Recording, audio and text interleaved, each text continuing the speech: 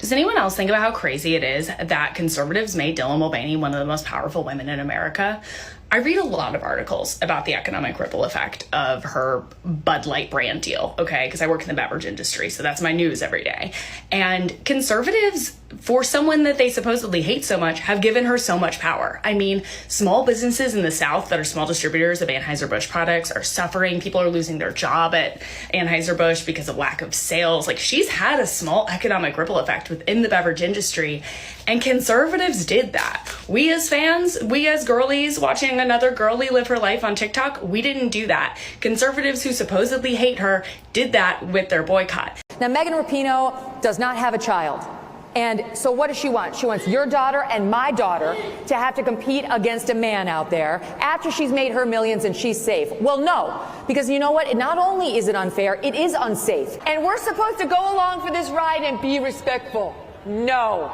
I'm not respectful of him. He's not respectful of me, my daughter, all of you ladies who are out there. So it's a no for any company that endorses him, partners with him, and for him.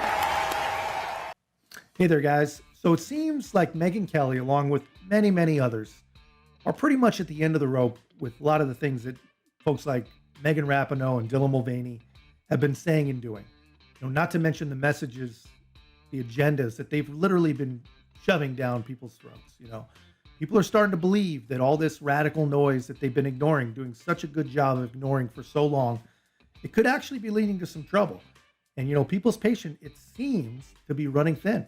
And they're kind of done with tiptoeing around everyone else's feelings. They're changing, I think, their mindset to just straight up confronting what they see as incorrect messages that people like Rapinoe and Mulvaney and countless others are putting out there. And Megyn Kelly, for example, she didn't hold back at all. She's getting finally to that scorched earth type of level, and she's going there. She's been vocal against Megan Rapinoe for a long time. Her support against, for trans men competing in women's sports.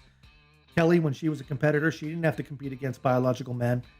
Rapinoe, she didn't have to compete against biological men, but people are starting to get real worried that our daughters are going to have to. Let's see what Megyn Kelly had to say to Charlie Kirk about Rapinoe. And then we'll get into what she had to say about Dylan Mulvaney. Both are really, really good. But before we do that, guys, I just want to say thanks to everyone that's been subscribing. This is going to be a hell of a journey together. And if you haven't already, make sure you hit that like button. Every time you hit the like button, a leftist loses their wings. Think of the gall of this person to have made millions of dollars off of us, the American people, out on that soccer field. She didn't have to compete against biological men. She did it all while she had a level playing field, playing against just girls. Now, Megan Rapinoe does not have a child. And so what does she want? She wants your daughter and my daughter to have to compete against a man out there after she's made her millions and she's safe. Well, no, because you know what? Not only is it unfair, it is unsafe. And you need to go no further than North Carolina to look at the young volleyball player, 17 years old, who came on my show, who was forced to play against a biological boy on the other team, who had to spike the ball in her face so severe she has permanent damage as a result of it. Megan Rapinoe can take a seat because she no longer... So let me know in the comments what you think of that. Personally, I think we need more voices just like hers. We need people to stop worrying so much about cushioning every statement and not trying to safeguard everyone else's feelings. The truth is that these people on the other side, they aren't concerned about your feelings. So why do we go out of our way to protect theirs? Maybe it's because we've tried so hard to be empathetic and sensitive and understanding. And this is true, but it's got to the point where we've been so understanding that now it has become the norm for biological men to compete against biological women in sports. And Kelly mentioned a female volleyball player getting hit hard by a volleyball spike, and it did some real damage. I have it here to show you. And have a look at what happened when a much stronger competitor plays what many of us think is just a harmless high school sport. We chalk it up to, what's the harm in letting them play? It's kind of the whole mindset. And that's kind of what they went after. Look what happens when we just let them play.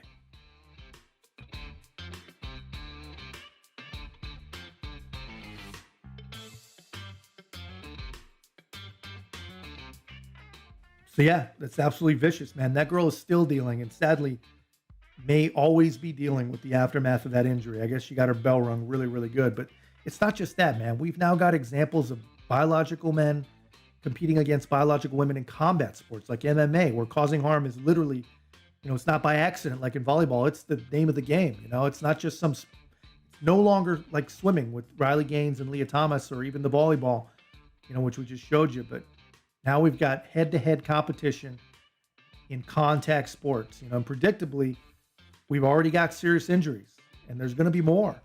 More and more people are starting to talk about this issue, thanks to people, things like this, and also people like Megyn Kelly, Charlie Kirk, Matt Walsh, and others who really are not afraid to call it like they see it. They feel like it is their duty. But the conversation needs to continue. It needs to grow. We need normal people like you and me, regular people, to get into this deal as well. We need more people to stand up and speak out, just like Megyn Kelly did and does. It shouldn't take horrific injuries to some innocent competitor based on all of us just going along with some science experiment to get the conversation going. The hilarious thing is that Megan Rapinoe, her team couldn't even compete against a bunch of 15-year-old boys. Honestly, some of these things that come out of Rapinoe's mouth, they're impossible to explain. She can't possibly believe it. I honestly can't believe she's got such a platform. And now that she's retiring, she's going to have an even bigger platform, is my guess. And now her own talk show, I don't know. That's probably what all this is really about anyway. I cannot believe that she believes half the things she says. And I can't believe people are just standing by and watching her destroy the place on her way out the door after she already got hers. She came and she got everything she wanted from soccer. And now she wants to destroy it for a bunch of little girls who growing up just like she did. Anyway, that's my take on that. Let me know in the comments what you think of that. Now, Kelly had some thoughts on Dylan Mulvaney, which is a sensitive topic on YouTube for sure, and the whole Bud Light situation. But let's see what she had to say about that. Before we do, guys, make sure you hit the like button and make sure you comment along with us, subscribe, and most importantly, share. You think about who's celebrated, it's Dylan Mulvaney. Oh, or, trigger. Trigger. So, yeah, you got it. 90 seconds, Megyn. Dylan Mulvaney, American icon. Oh, my God. Dylan Mulvaney makes a mockery of women. He's mocking us and getting paid for it. This person, I don't believe Dylan's transition. I think Dylan is an actor who finally found a way to make the cash he'd been trying to make and failing to when living as a gay man. So Dylan, I'm with her on that, man. I've been on this same page for some time now, ever since Dylan Mulvaney started gaining real popularity, especially after the Bud Light thing. My thought has been that once the funds start drying up, which they appear to be, once the novelty wears off and the brand deals stop, the viral TikTok noise kind of dies down, which I'm sure it will. My guess is that Mulvaney will just go back to a normal life, take off the wig, take off the makeup, and just resume their normal life. At least that is my hope for this person, because I feel like, this is just my personal guess. I know a lot of folks have different views on this than me. But it seems like Megyn Kelly somewhat agrees, and she thinks Mulvaney is at the core just an ordinary person, not as mentally disturbed as they might appear, and that this is probably just all a show. Maybe that's just our hope that it's a show. No one wants to see anybody else struggle, no matter what the politics involved are. But I genuinely believe that there might be some truth to this theory.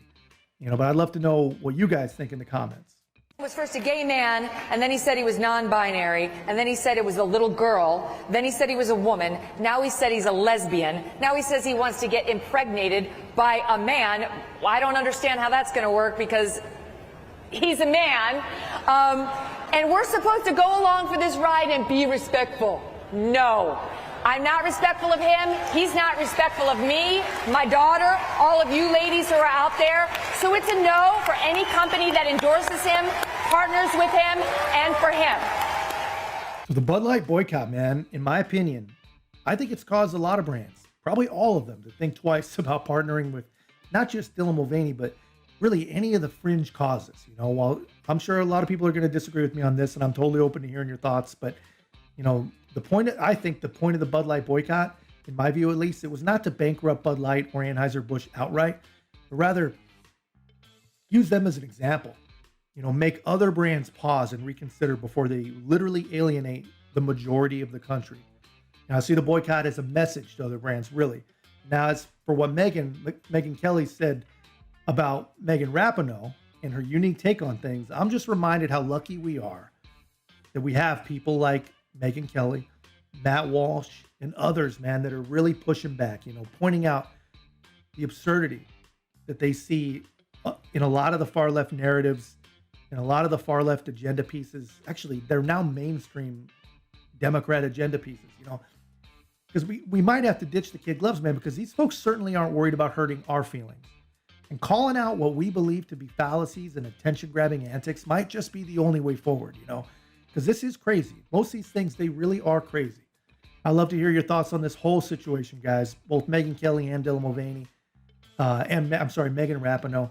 What's your take? Let me know in the comments and help us out with the algorithm. We appreciate your help growing. It's going to be a hell of a journey together, guys. Like, subscribe, most importantly, share the Common Sense Garage, and we'll see you in the next one.